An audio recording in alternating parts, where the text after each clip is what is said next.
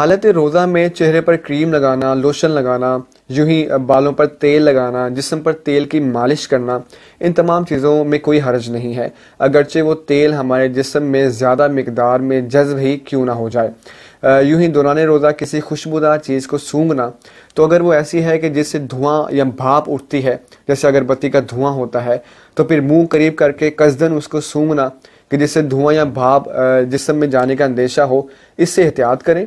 अगर वो खुशबूदार चीज़ धुआं या भाप नहीं रखती, जैसे इत्र सूंघना या फूल सूंघना या इस जैसी दीगर चीज़ों को सूंघने में कोई भी हर्ज नहीं है। और दौरान रोज़ा टूथपेस्ट करने से एहतियात ही करनी चाहिए। एक तो पेस्ट का जायका होता है, तो रोज़े की हालत में जायकेदार चीज़ को चखना लाजिम आता है, और दूसरा मुमकिन तौर पर उसके ज़र्रात हमारे हल्क में उतर सकते हैं। तो अगर करना ही है तो सहरी में पहले ब्रश कर लें, फिर सहरी कर लें, मकसद भी हासिल हो जाएगा और हमारा रोज़ा भी महफूज हो जाएगा।